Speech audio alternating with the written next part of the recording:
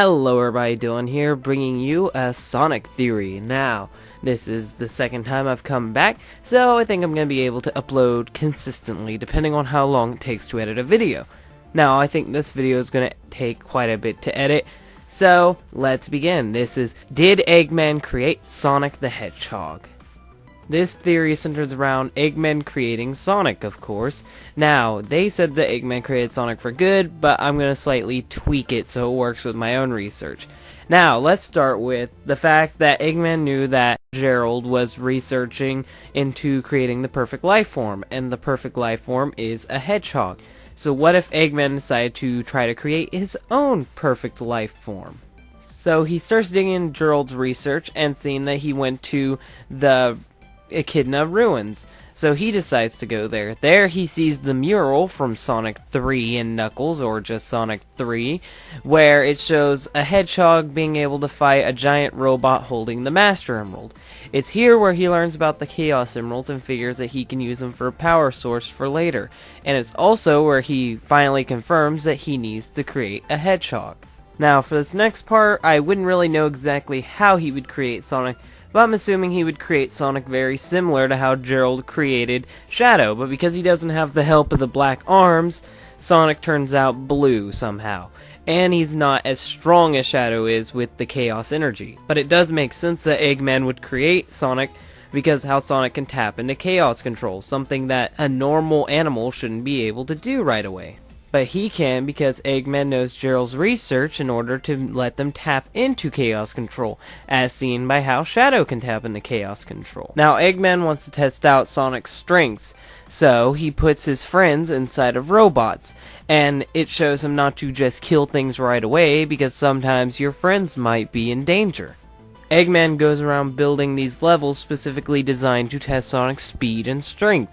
That's why sometimes you see loop-de-loops and sometimes you see these little platforms that go up and down. Each time Eggman's not really attempting to kill Sonic because of all of his weak robot attachments to the Eggmobile at the end. He's just trying to test Sonic to see how well he can do against other opponents. You could almost say that all of this is far away from humanity, so no one will see the experiments going on, and that's why you never see any humans in the original Sonic games. Now it's time for Eggman to test Sonic's speed, and what else to test Sonic's speed is with another Sonic robot. So Eggman makes a series of Sonic robots to test Sonic's speed and agility. Sonic always comes out on top. Now that he's tested Sonic's speed, it's time to test Sonic's strength.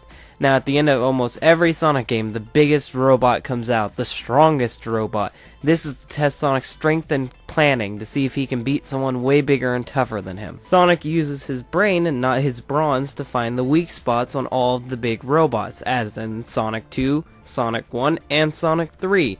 Doing this, he's proven himself to Eggman. After he's proven himself to Eggman, Eggman probably tries to get Sonic to join up with him, but Sonic declines and runs off.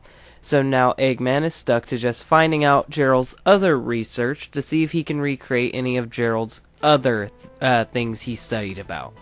This is proven when Eggman helps bring out Perfect Chaos in Sonic Adventure 1 and brings out Shadow in Sonic Adventure 2, two things that Gerald has been researching about. But in the end, Sonic's always there to stop him. Now, I like that theory is pretty cool, but let's look at the bad sides if we will. Now, the biggest flaw is Eggman is an egotist. We can see it by how he prints his face on everything. How come Eggman never told Sonic he was his creator? If he created something as good as Sonic, you'd think he would want to tell people, but he never does. Now, after Sonic Adventure 2, when Shadow basically goes rogue, Eggman tries to recreate Shadow. His Shadow androids are tough, but nowhere close to the toughness of Shadow. If he can't even recreate Shadow, what would make us think that he created Sonic to begin with?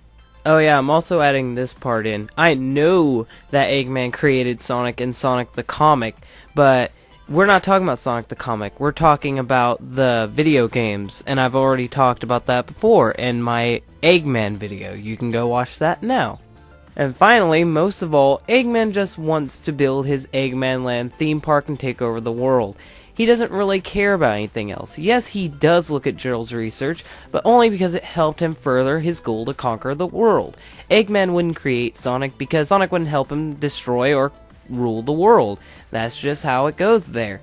Eggman only wants to take over everything. Why would he make Sonic have a sense of justice and want to fight him? And this is in the story.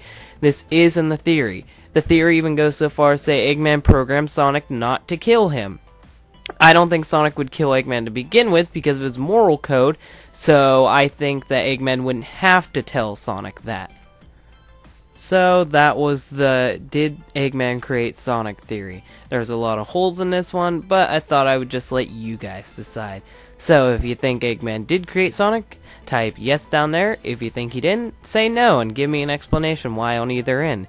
This has been Dillin from DHT Games, Comic Theories, and more. I hope you like this. If you want to show it you like this, hit like and subscribe. Bye!